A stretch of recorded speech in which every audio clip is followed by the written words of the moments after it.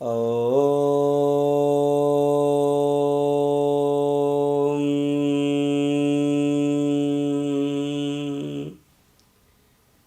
श्री परमात्मने नमः। वन्दे वन्दारुमन्दार वृन्दावन विनोदितं वृन्दावनकलानाथं पुरुषोत्तममद्भुतम्।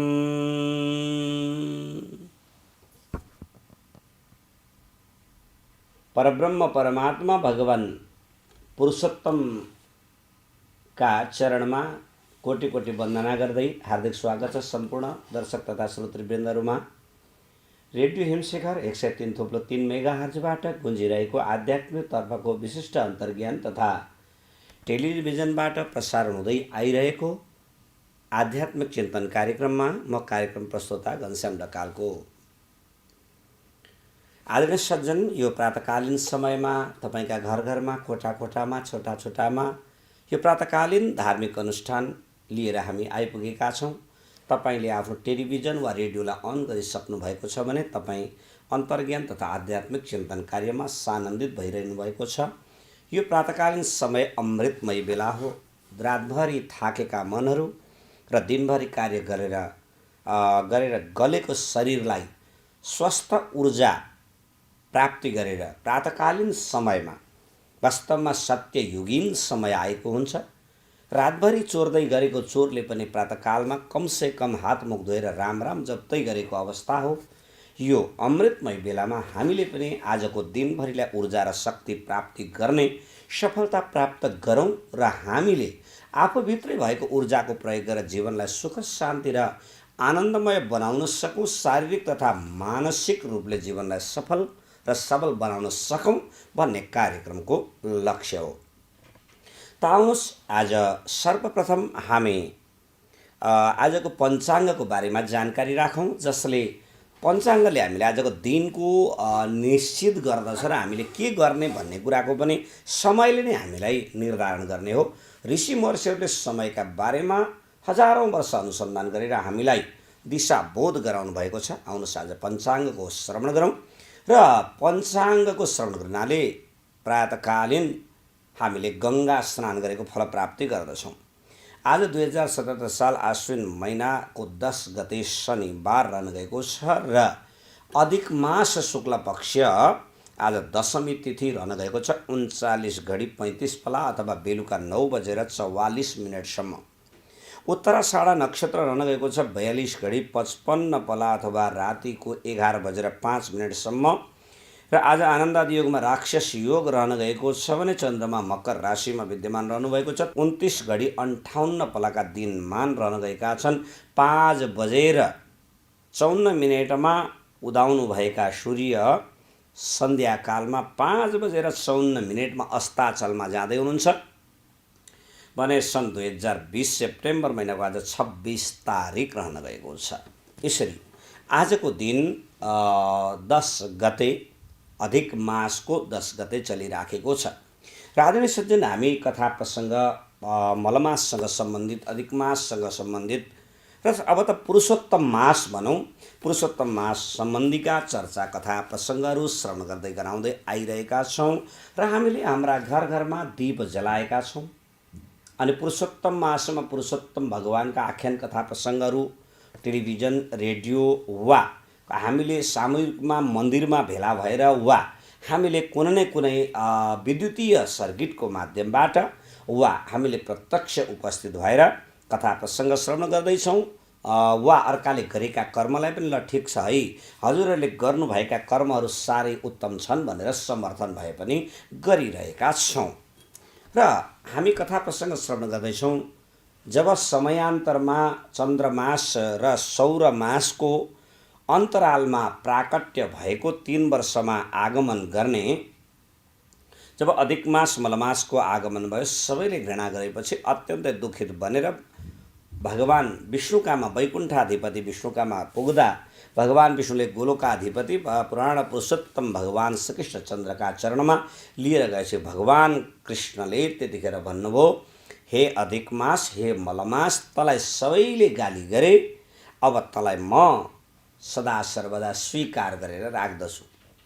तैँले कुनै प्रकारको चिन्ता गर्नु पर्दैन। अब मैले मेरो गुण, मेरो शक्ति जे छ मैले तँलाई हस्तान्तरण गरेँ। तैँले कुनै प्रकारको चिन्ता गर्नु पर्दैन। अब त सर्वसमर्थवान बन्ने छस् भनी आशीर्वाद दिनुभयो। भगवान विष्णुलाई भन्नुभयो, हे विष्णु भगवान, हजुरलाई पनि मैले मर्यादा गर्छु, तर मेरो इज्जत र प्रतिष्ठालाई जोगाइदिनका लागि, इज्जत र प्रतिष्ठालाई उत्कर्षमा पुर्याइदिनका लागि तपाईँले मलाई यसलाई बचाइदिनु भनेर लिएर आउनु।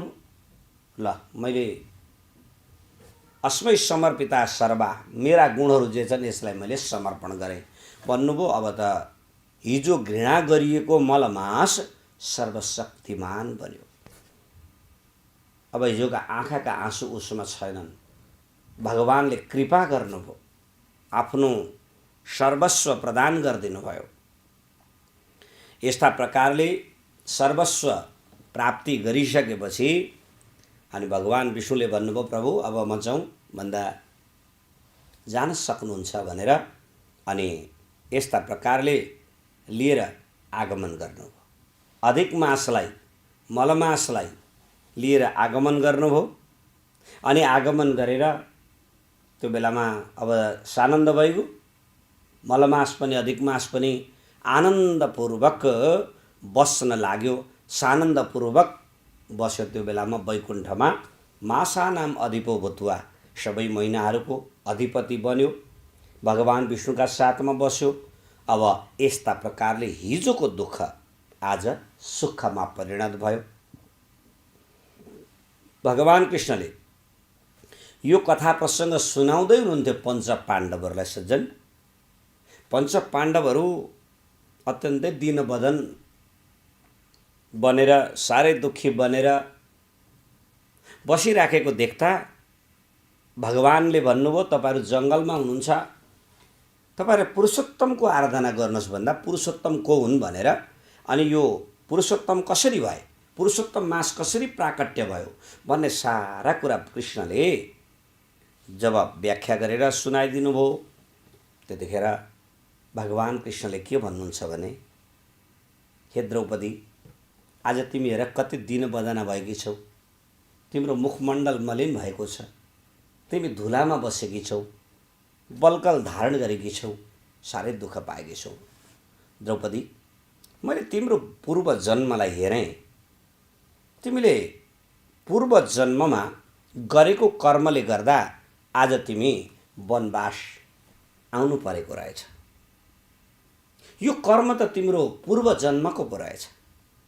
नभए आज पाञ्चाल नरेश द्रुपद राजाकी छोरी द्रौपदी किन वनवास जानु पर्थ्यो र? यो त तिम्रो पूर्व जन्मको कर्म रहेछ। तिमीले नराम्रो कर्म गरेकी रहेछौ। तिमीले तिनी पुरुषोत्तम भगवानको अनादर गरेकी रहेछौ।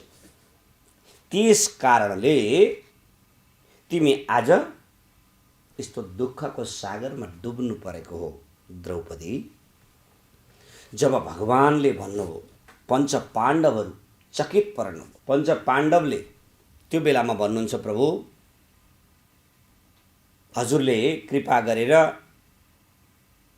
हामीलाई भनिदिनु पर्यो, हामीले कसरी यो दुःखलाई प्राप्त गर्यौँ र यी द्रौपदीले पुरुषोत्तम भगवानको अनादर कसरी गरिन् पूर्व जन्ममा, अनि पूर्व जन्ममा गरेको कर्मद्वारा अहिले दुःख कसरी प्राप्त भयो भन्दाखेरि अब त्यो बेलामा के भन्नुहुन्छ भगवान कृष्णले भने, हे पञ्च पाण्डवहरू, हे द्रौपदी, के हुन्छ शास्त्रको वचन के भनेको छ? शास्त्रले भने, अदृष्टम यादृशम पुंसाम तादृशम भासते सदा अवश्यमेव भोक्तव्यम अदृष्टम जनितम फलम। हामीले पूर्व जन्ममा, अदृष्ट भनेको पूर्व जन्ममा जे पनि कर्म गरेको छ मानवले अवश्यमेव तादृशम भासते सदा, त्यस्तो व्यवहार त्यस्तो स्वभाव पूर्व जन्ममा गरेको कर्म अनुसार अनिवार्य आउँछ। जसरी कुनै पनि लाइटमा हामीले हरियो ग्लास लगाइदियो भने सबै उसले दिने फक्स हरियो आउँछ, रातो ग्लास लगाइदियो भने रातो आउँछ, नेचुरल लगाइदियो भने नेचुरल आउँछ। त्यस्तै पूर्व जन्मको कर्मद्वारा उसले सुख दुःख भोग गर्दछ। किन? सुखम दुःखम वयम सौख्यम अदृष्टात् प्राप्यते जनै, तस्मात् अदृष्टनिष्ठै स भवद्भिः स्थीयतां सदा। सुख पाउनु, दुःख पाउनु, डर लाग्नु, कल्याण हुनु, सम्पत्ति कमाउनु अनि आफूलाई सुख दुःखादि प्राप्त हुनु यो पूर्व जन्मको कर्म।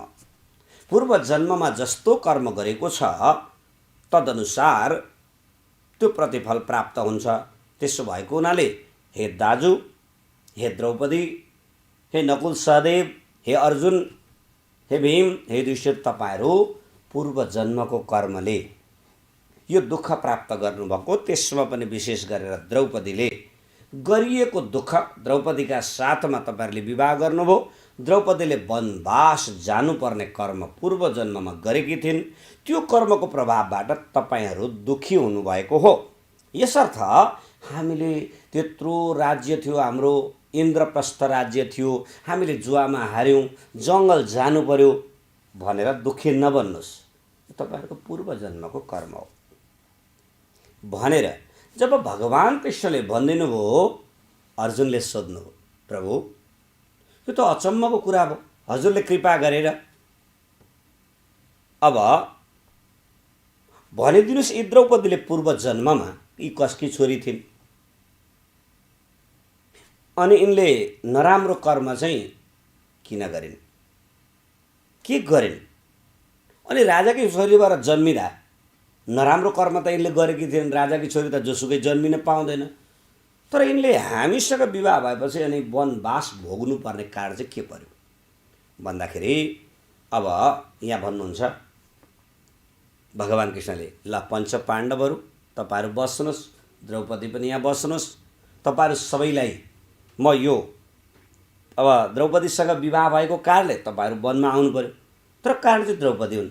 अनि द्रौपदीले पूर्व जन्ममा के कर्म गरेकी छन् यो म बताउँदैछु, सुन्नुहोस् भन्नुभयो। अनि परब्रह्म परमात्मा भगवान कृष्णले पूर्व जन्मको कर्म आफूले ध्यान दृष्टिद्वारा हेर्नुभयो अनि ध्यान दृष्टिद्वारा हेरेर भन्न लाग्नुभयो, हे द्रौपदी, अहिले तिमी पाञ्चाल नरेश द्रुपद राजाकी पुत्री भनेर आयौ, अर्जुनले मत्स्य भेदन गरी तिम्रा साथमा विवाह भयो, यो अहिलेको जन्मको कर्म हो। अब म तिमीलाई पूर्व जन्ममा को थियौ, तिमीले पञ्च पाण्डवलाई नै पति किन वर्ण गर्यौ यो प्रसङ्ग म बताउँदैछु ल। अनि तिमीहरू जङ्गल किन आउनु पर्यो यो प्रसङ्ग बताउँदैछु भन्नुभयो। हुन्छ प्रभु भने। द्रौपदी चकित परिन्, आफू यो जन्ममा द्रुपद राजाकी छोरीबाट जन्मिया द्रौपदी, पूर्व जन्मको प्रसङ्ग के रहेछ मैले भनेर चकित परेर सोधिन्। त्यो बेलामा भगवान भन्नुहुन्छ, हेर हिमालयको दक्षिण क्षेत्रमा अत्यन्तै परम पवित्र तपोभूमिमा एकजना ऋषि तपस्या गरी बस्नुहुन्थ्यो। तपस्या गर्दै जाँदा 25-30 वर्षको उमेरमा गुरु आज्ञाद्वारा कर्म ऋषिको गर्ने तर गुरु आज्ञाद्वारा उनले विवाह गर्ने आज्ञा पाए। गुरुको आज्ञा अनुसार विवाह गरे।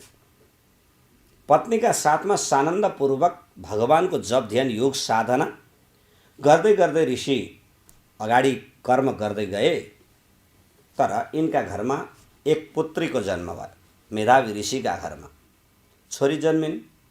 छोरीलाई साह्रै माया गरे, साह्रै प्रेम गरे। 4-5 वर्षकी छोरी भइन्। 4-5 वर्षकी छोरी हुँदा आमाको मृत्यु भयो। मेधावी ऋषि अत्यन्तै ग्लानि भए। एउटी छोरी, त्यो पनि सानी छ, नाबालक छ, पत्नी मरिन्, घर एक्लो भयो। हे दैव, आज सत्कर्म गरेर जाने अवस्थामा मेरी सहायनी पत्नीलाई तपाईँले लुछेर लगिदिनु भयो, मबाट वियोग गराइदिनु भयो भनेर अत्यन्तै दुखी भए। तैपनि रोएर संसारमा कोही आउँदैन।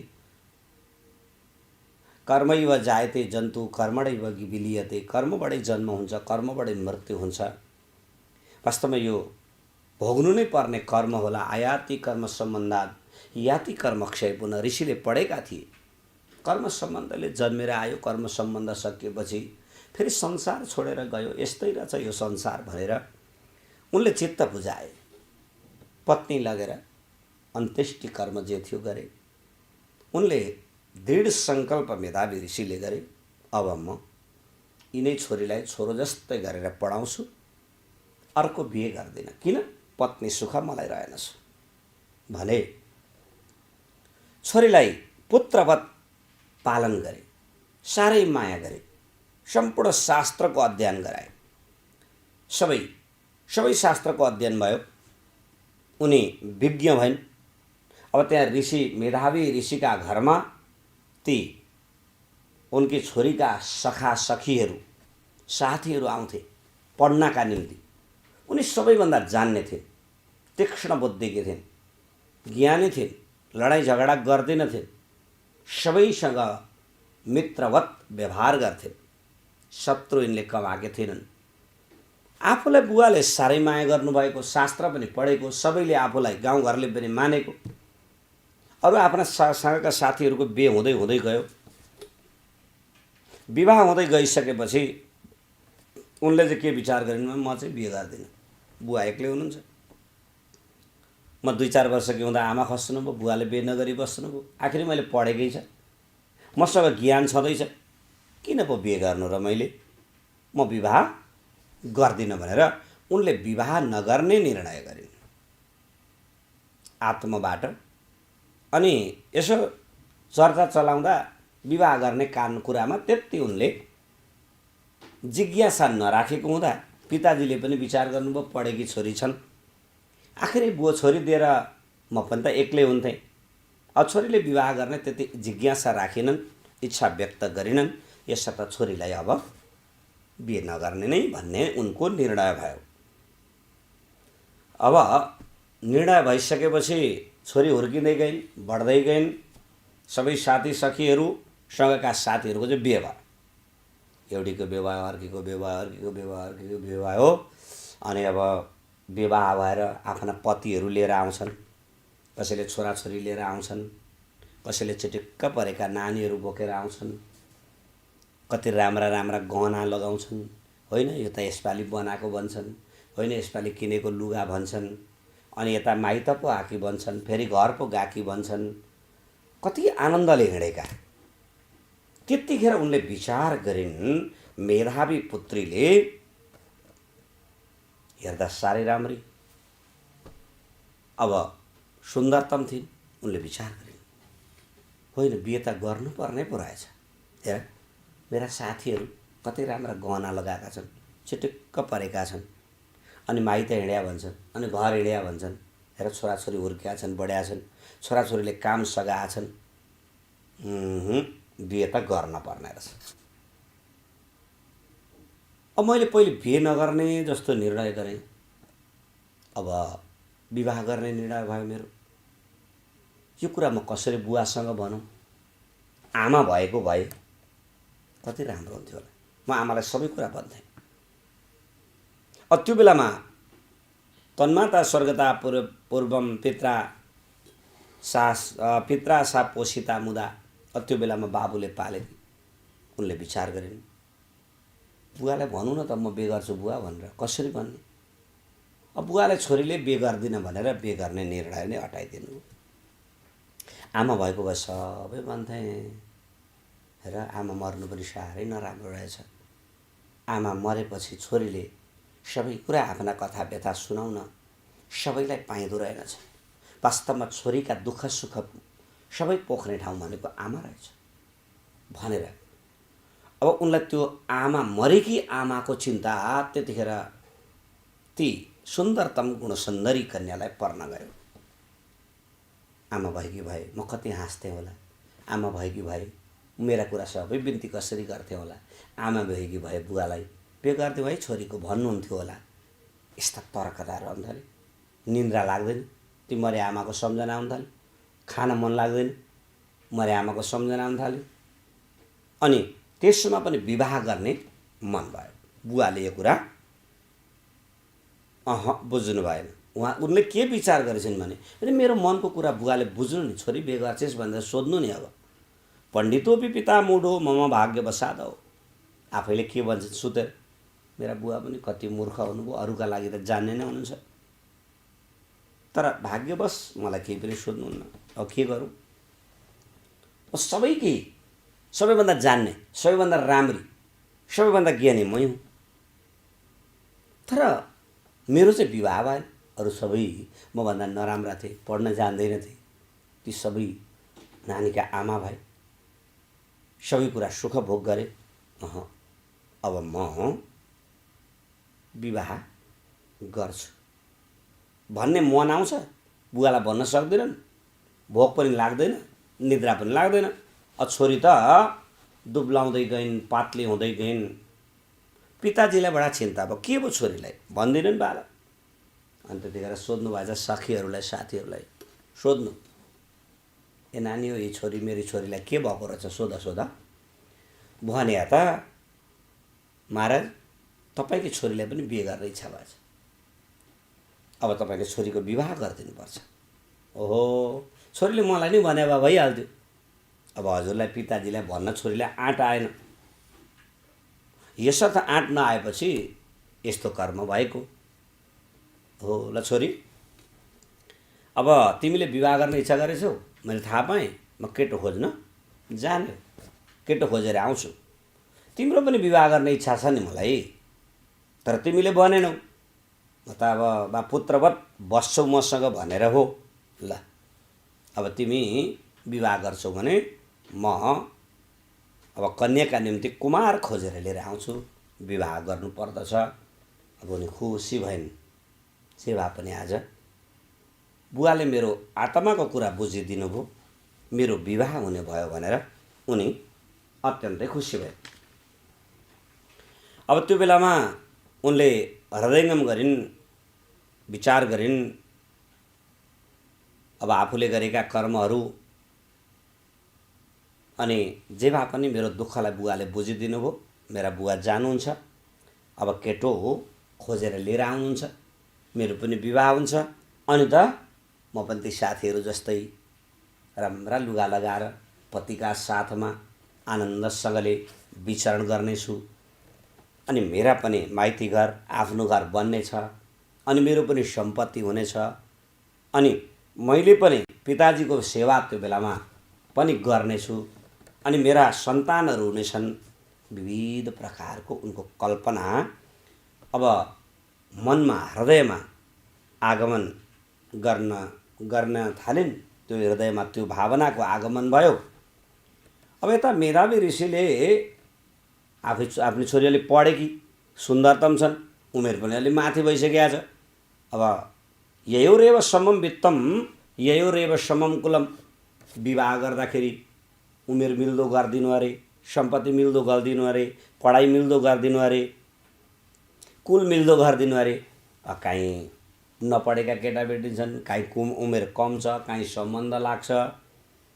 यस्तै कुराले धेरैतिर बाधा पर्दै गयो। केटो ठ्याक्कै भेटिएन। अब 2-3 दिन परिभ्रमण गर्दै गर्दै जाँदा उनलाई ज्वरो आएछ। उनी बिरामी परे। बिरामी परेर होइन, यसो सामान्य रुगा मर्गी लाग्या होला, सामान्य ज्वरो आएको होला भनेर अब उनले हृदयङ्गम गरेनन्। सामान्य घरयासी औषधि खाँदै ओर्दै छोरीलाई अब केटो खोजेरै लिएर जाउँ न त भनेर परिभ्रमण गर्दै थिए। तर अब यो बेलामा परिभ्रमण गर्दै गर्दै जाँदा आजभन्दा भोलि ज्वरो बढ्यो, भोलिभन्दा पर्सि ज्वरो बढ्यो, पर्सिभन्दा निपर्सि ज्वरो बढ्यो। ज्वरो त दिनानुदिन बढ्दै गयो। 3-4 दिनपछि त हिँड्न नसक्ने, थरथर थरथर थरथर जिउ काम्न थाल्यो। अब मैले घरै नगइकन हुँदैन, म घर जान्छु भनेर अनि उनी हतार हतार घरतर्फ आउँदै थिए।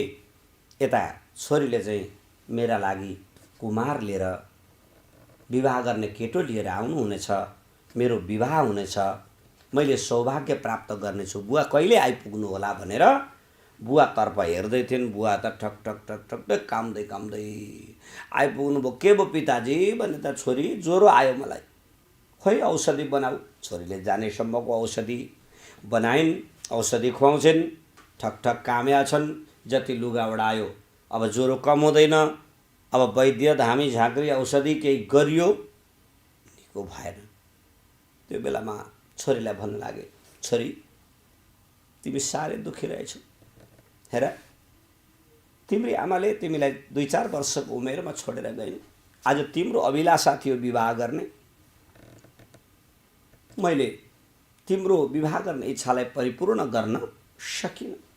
अब मेरो शरीर रहँदैन, मेरो मृत्युलाई वर्ण गर्ने दिन आयो भनेर उनले आफ्नै छोरीलाई भने। छोरीले आँखाबाट बरबर्ती आँसु झारेर पिताजीको सन्निधिमा गएर रुन लागे।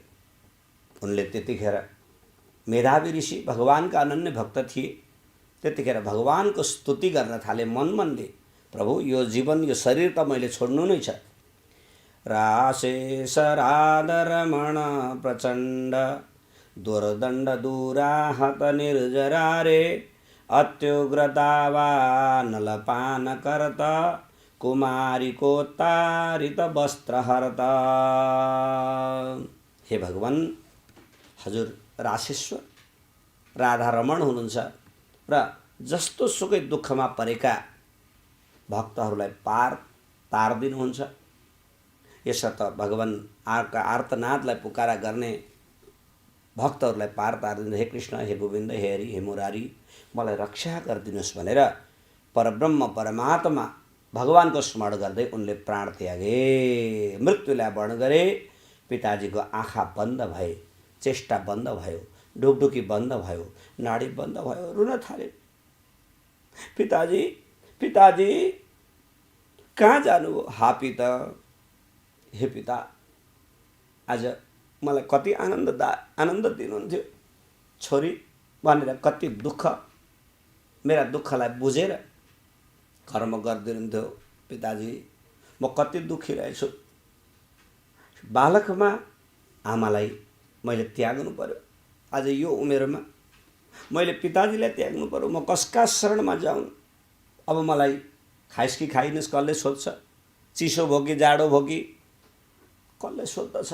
हे पिताजी उठ्नुहोस्, उठ्नुहोस् पिताजी, जानुहुन्छ भने मलाई पनि लिएर जानुहोस् भनेर यस्ता प्रकारले बिलौना गरेर छाती पेटे रुन लागेन्। वरिपरिका ऋषिहरू आए, सम्झाए, मेधावी पुत्री हेर यो कर्मको फल। तिम्री आमा बाल्य दिवंगत भइन्, अहिले पिता पञ्चतत्वमा मिलेर गए, तिमी रोएर तिम्रा पिता फर्केर आउँदैन। यसको अन्त्येष्टि कर्म गर, यो नै तिम्रो कर्तव्य हो।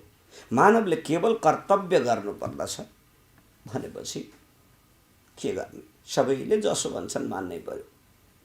माया ममताका स्नेहका पुञ्ज मानिएका आफ्ना पितालाई लगेर सबैको सहयोगमा अन्त्येष्टि कर्ममा छोरीले गर्नुपर्ने यति कर्तव्यता परिपूर्ण गरिन्, फर्केर आइन्। पिताको दिएको अन्त्येष्टि और्धदेहिक कर्मलाई परिपूर्ण गरेर त्यो शून्य घरमा एक्लै मेधावी ऋषिकी पुत्री रहन लागिन्। यो 8औं अध्यायको कथा प्रसङ्ग हामीले श्रवण गऱ्यौँ। आगामी कथा प्रसङ्ग भोलिका प्रसङ्गमा हामी श्रवण गर्नेछौँ। यहाँहरूले यो कथा श्रवण गर्नुभयो, यहाँहरू सबैको दिन मङ्गलमय बनोस्, पुरुषोत्तम भगवानको कृपा दृष्टि सबैमा रहिरहोस् भन्ने कामना गर्दै प्रसङ्गबाट मेरो वाणीलाई विश्राम दिने अनुमति चाहन्छु। ओम असतो मा सद्गमय तमसो मा ज्योतिर्गमय मृत्युर्मामृतं गमय। ओम शान्ति शान्ति शान्ति।